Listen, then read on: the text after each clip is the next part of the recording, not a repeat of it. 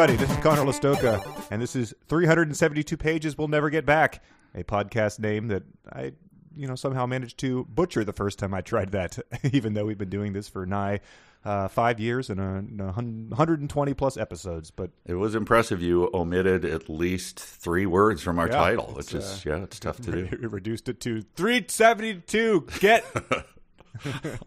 Well, Larry Ellison guest announced yes, for that. Yes. Well, that was Mike right here, Mike Nelson, who's, of course, joined me for all of these 120 episodes, and so far 19 books that we've covered on this podcast about books that we don't expect that we're going to like. 19? Yeah. That you probably are unaware of the song. I think it's from the 80s. 19, and it had a auto-tuned stutter. 19. It's 19. As we say, it's something that I had never heard about before I met you guys. But okay. there's I wish I had a list of those over the years. That would be a fun thing to discuss. And hey, it's either us or the Simpsons that has exactly. to teach you about the past. But yeah, we've done 19, and today we're going to do 20. I don't even know what the significance of 20 years ago today. Sergeant Pepper told the band to play. That's a 20 in pop music. Did he tell or did he teach them? I can't remember. Sergeant Pepper taught the band to play. That would be something that would presumably be not defined by a specific incident.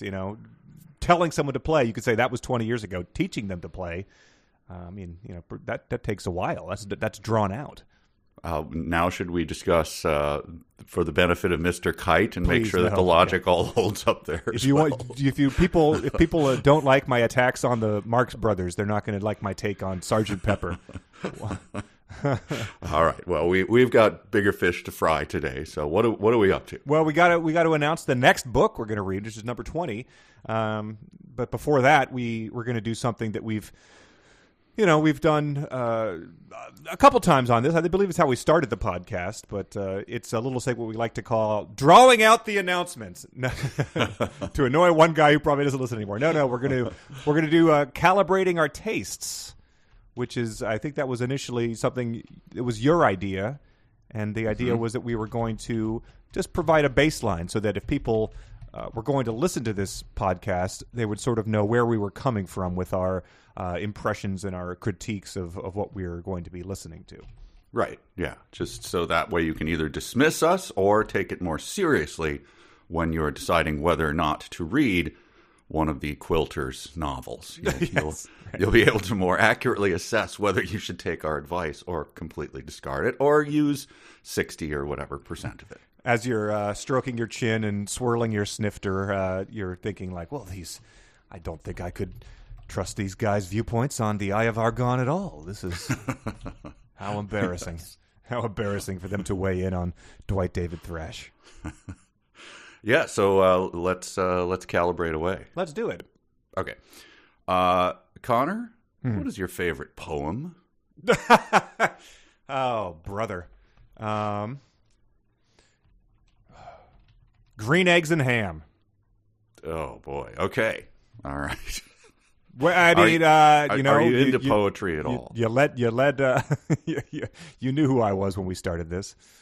So, no, not a Robert Frost, stopping by woods on a snowy evening. I mean, I'm aware of that poem. I don't like. I didn't quote "Road Less Traveled" in my yearbook page. What do I like? There's a spoken word poem by Saul Williams on a Black Alicious track that's pretty cool. I think that's one of the few things where I feel like the delivery of it enhances the message that's coming across. It's called Release. Okay, but you put me on the spot, and we're trying to calibrate here. I don't. Yeah. So yeah, there's an answer, but I don't really stand by it. That's a 5 out of 10 in terms of my. Well, people will take that into consideration. I think they should. Yes, not a poetry guy. What is your favorite album? Oh man, that's a man. I was talking about who my favorite band was with a friend just a week or two ago. You realize that I'm sort of going for a, inside the actor studio here. Yeah. We're trying to get to your... Off the top of my head. Well, let's... The Monitor by Titus Andronicus. Not familiar with that at all. That's a, I mean, you could ask me on any given day, I'd say something different. That's one I return to again and again, and I feel like it holds up. They did a 10th anniversary tour last fall that we attended. It's a punk band in the spirit of, more like classic rock. So that's their album they did to chronicle his breakup, but in the guise of a concept album about the Civil War. So it's ambitious, more musically ambitious than a typical punk band would be. Lyrically, pretty cool, full of references, and it definitely is worth a listen if anyone out there hasn't listened to it. Okay, that's your favorite album. There's a sort of this won't be just one question, but you'll understand. Do you like sushi? Sure. Sashimi? Yeah. Tinned fish? I like the idea of it, and I'm working my way towards actually appreciating it. We've got a tray of conservas in our cabinet that we keep talking about opening. Octopus? Sure. Yep. I'll eat octopus if it's on the menu. Okay. I don't prepare it at home, but. And finally, in this one question, uni. That's still on the. That's one that I'll defer to be like, no, you can take the last piece of that. I think last time I had the opportunity to try it was sushi with Kevin and Bill in San Francisco, and Kevin ordered it, and I opted not to try it. I enthused about it. I was at a place in, I think I was in London, and I was with some people, and we all said, hey, do we like sushi? Well, let's eat at this, London sushi place. And they had uni, and it was absolutely delicious. And we're walking back to our flat, and there's another sushi place. And I make sort of half jokingly, I'm going to go in and grab some sushi in here too. And everyone followed me in, and we just had another course of sushi. Wow. And had the uni again, and it was delicious. And then in San Francisco, I talked to Bridget and said, you got to have, there's uni on this menu, the sushi place, you got to have it. And they served it up, and it was just off. It was the most revolting. And she's like, what are you doing to me? She's literally choking and scraping it out of her mouth. So there's good uni and there's bad uni. I bet. Yeah. And I stepped on a sea urchin in Puerto Rico in January of 2020. So I would like to to get some revenge. Yeah, you deserve to eat their internal organs. Okay. What is your favorite curse word? Oh, dog balls. Okay. And finally, this is the question that I believe ends all of the Inside the Actor's Studio. Have no one please point out that one just immediately came to mind, whereas the works of art and favorite poem were something I had to agonize over. That's true. That was instantaneous. If there is a heaven and you get there, what would you like to hear God say to you as you arrived? Well. Looks like I owe St. Peter $20. All right. Okay. I mean, this is, I think, giving people a bigger picture of who you are. Yeah, I think it has. And I'd like to also point out that it's the second time that tinned fish has come up on Calibrate Your Taste. I believe it was on the very first inaugural episode. But has it changed at all? I think I asked you about it. Oh, okay. So, all right. I'm still working Full my circle. way towards liking it. All right. Well, I was less ambiguous with mine. I just have some actual things to ask you your opinion of. Sure. Okay. Number one, the film The Shawshank Redemption. Generally favorable. Yes. Yeah. It's not, I'm not one of those IMDb raters who put it as the greatest movie. I will not be there with you. It's okay. a little too long, a little too, I don't know. I don't want to say schmaltz. It's not schmaltzy, but it's Sure. Yeah. It's unambiguous in what it's trying to do, in terms correct. of it's a little manipulative. That nothing wrong with that. I'm just saying.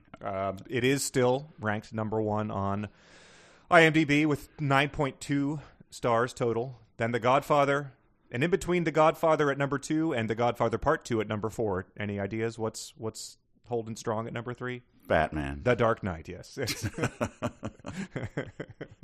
Oh, boy. It's truly incredible. All right. number 2 to calibrate your interest. The movie Pulp Fiction. Pulp Fiction, not a fan. Walked out of that movie when it originally played. Really? Yes. I will point out one thing, though, in my defense, for those who love and revere the works of that man. Your 4-year-old son was with you, so you had it's not far off. Bridget and I got a babysitter. Our kids were little, and we took off to see it because there was so much hype around it, and just in the middle of it, we just looked at each other and said, do we need to see a guy with a ball gag and everything?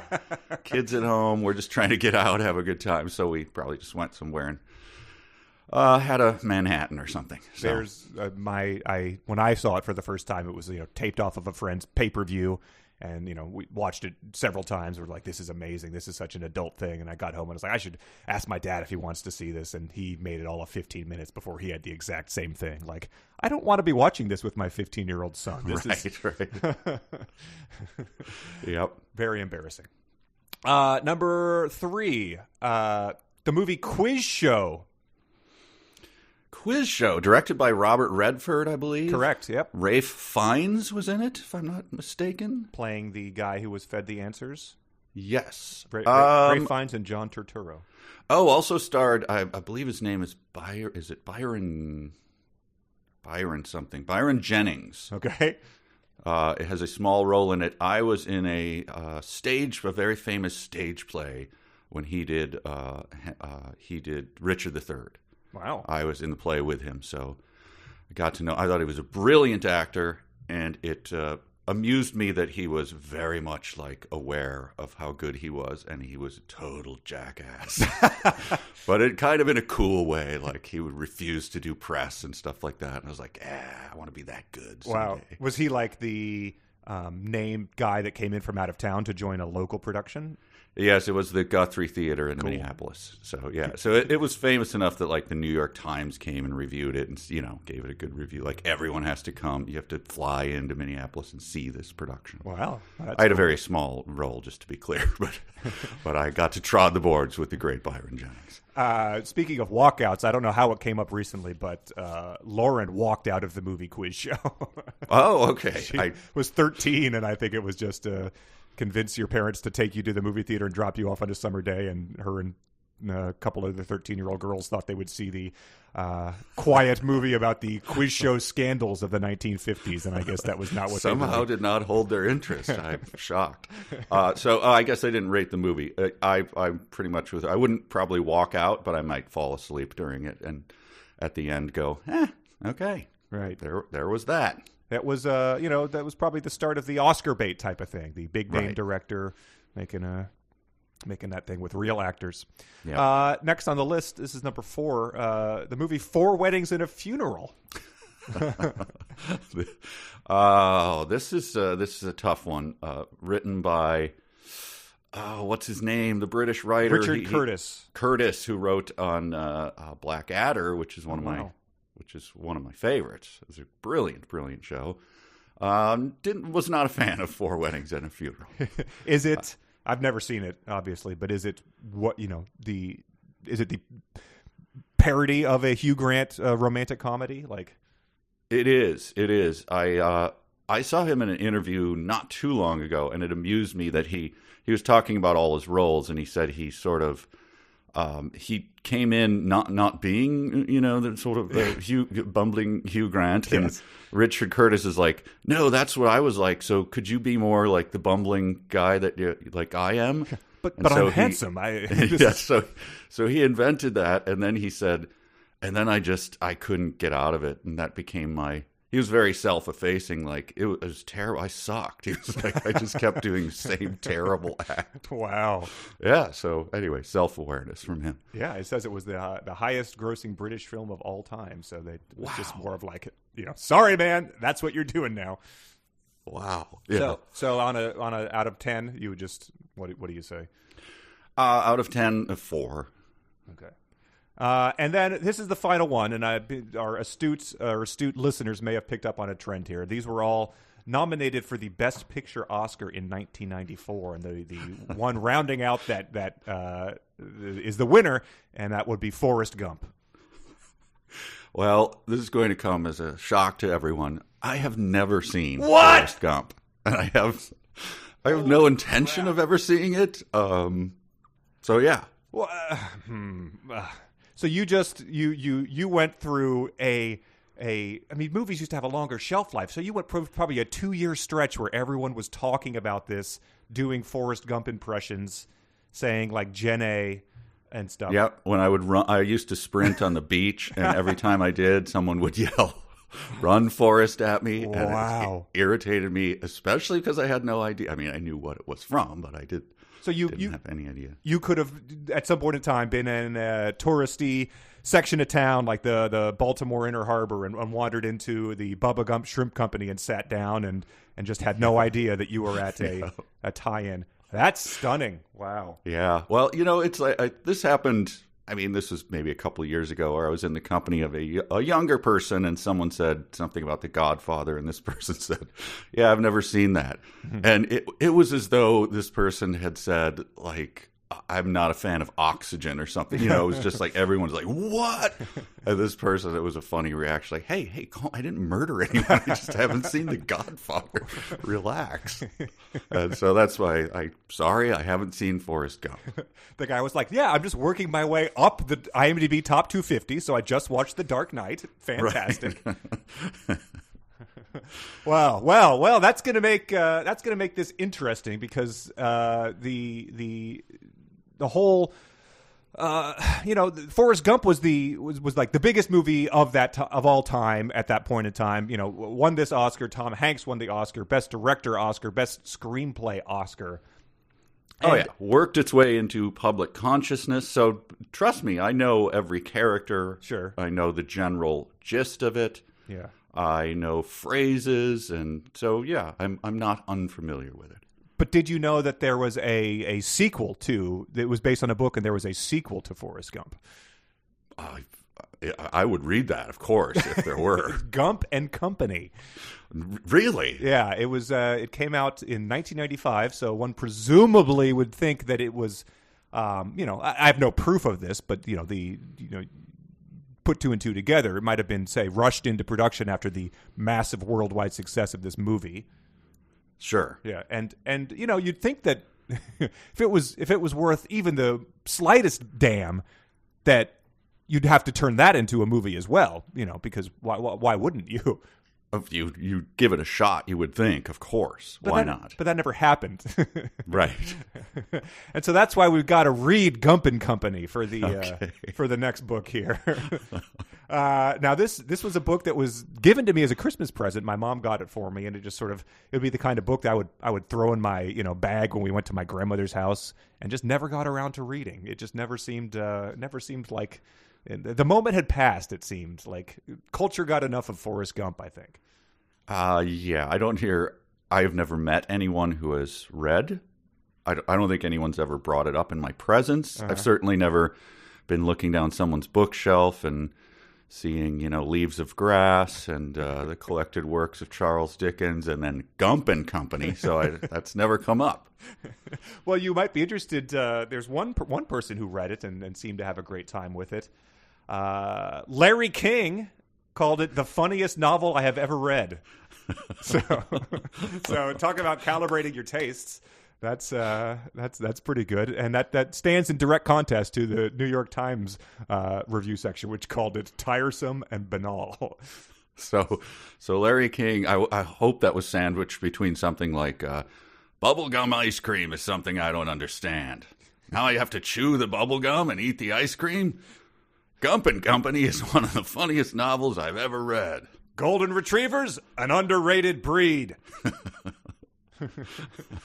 Oh, I miss. I know that is a hackneyed comedy thing, but delightful. Yes, it's his article. King's it Minute? was a column. Yeah, what was it? It was absolutely delightful. There's no way it wasn't just like refrigerator art. It was just right. Yeah, the intern putting it together based on his ramblings from the past week. Yeah. Dead, Larry King?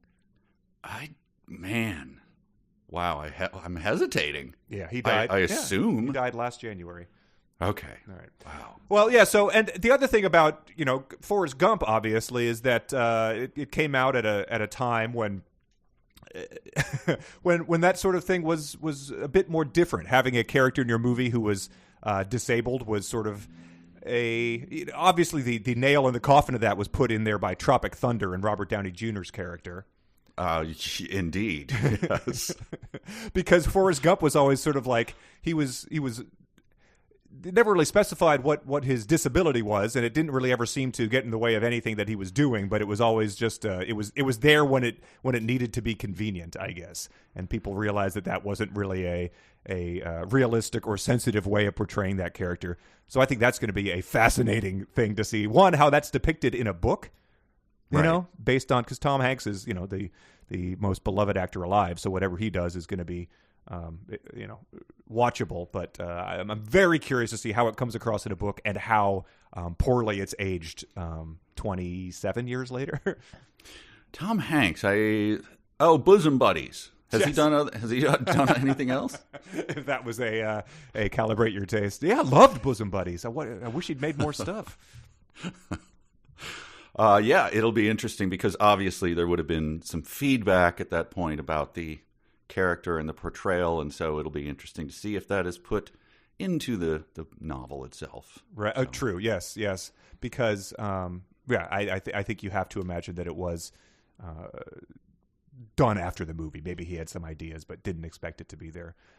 Well, it sounds like it goes pretty broad, though, if Larry King calls it the funniest novel he's ever read. Yeah, so I mentioned that we were going to do it to a listener named Matt Nelson, who draws the llama corn art for every title we do, because he wanted a little preview for this. And he said that he actually had been hoping we would cover the original one, because he had read it. And he said that there's, so in the original book, he hasn't read the sequel, but he said there's a part where Forrest spends his life as a professional wrestler. Yeah. And he's named the Dunce. And so he dresses in a diaper and a pointed hat and wrestles against a wrestling heel who calls himself the Turd. So fingers crossed that gets a reprisal, because that sounds like a morning zoo show. Well, that was actually Man-Cow's sidekick. The Turd? Was the Turd. Because I used to go on, we'd be sent on promotions, and Man-Cow was, he was hot, riding high at that time. It was Howard Stern and Man-Cow. Wow. And we would give him crap about, didn't mean that, about Turd, and actually make him angry. Because he'd say, so you got this movie coming out or whatever. We go, I want to talk about Turd. And he goes, he'd get very angry at that. He would defend the Turd's honor. He would just try to pass it off and well, why don't you want to talk about the Turd? Come on, guys, let's get serious here. But yeah, I don't really, I don't know what else. Oh yeah, the Winston Groom is the author, and just looking at his, other bibliography, it appears that this is definitely an outlier. He's sort of a historian almost. The way that the joke is that at some point in time, every middle-aged guy turns into either World War II guy or a Civil War guy. Sure. And he appears to be both. He's written books nice. about, Roosevelt, Churchill, Stalin. He's written books about the Battle of Vicksburg and Shiloh, the Founding Fathers. So he's, I assume that there's no scenes in those. I don't think those are historical fiction. I think they're actual histories. So I don't think, John Adams wrestles the Turd in a diaper or anything. Right. So I picture he's also painting little tabletop metal figurines and miniatures, moving them around a much more complicated battlefield as the years go on. Yeah. He's moving them around, I assume. So yeah, it seems like it's sort of an outlier, but with Forrest Gump being your meal ticket, I guess, to do whatever else you want as a career. Well, it could culminate in a live viewing of Forrest Gump. I thought about that for the first time. Yeah, you might need to catch up. Yes. Man, it's been a long time. I was never one of those guys that, when I saw it, I was 13. So I just, I thought it was as great as everyone was telling me it was. And I know that Kevin hates it, particularly Kevin Murphy. I believe that's also true of Mary Jo Pehl. Wow. Speaking of the Riff-Trax family, yes, I think she hates that movie as well. And I think it's what you sort of said about Shawshank Redemption, which I think does a much better job, but it is fairly, emotionally manipulative, I think is the criticism that gets tossed, where just, Sure. things swell and moments happen and he gets treated poorly and, just is that sort of guy who always comes back to you type of thing. So, But Lieutenant Dan, right? Yep. I just know that that's a character. It certainly is. Okay. I don't think there's anything else. I think we're just gonna get reading, and we'll hopefully have some fun with this one, just like we did with Antigua. It's a nice way to switch it up from the self-published-dom of Larry and Denise, a true book that was rolled out and thought was going to hit the top of the New York Times bestseller list by an actual publishing company. So will we like it, or will we hurl it across the room with the word dog balls? You'll have to stay tuned. Great.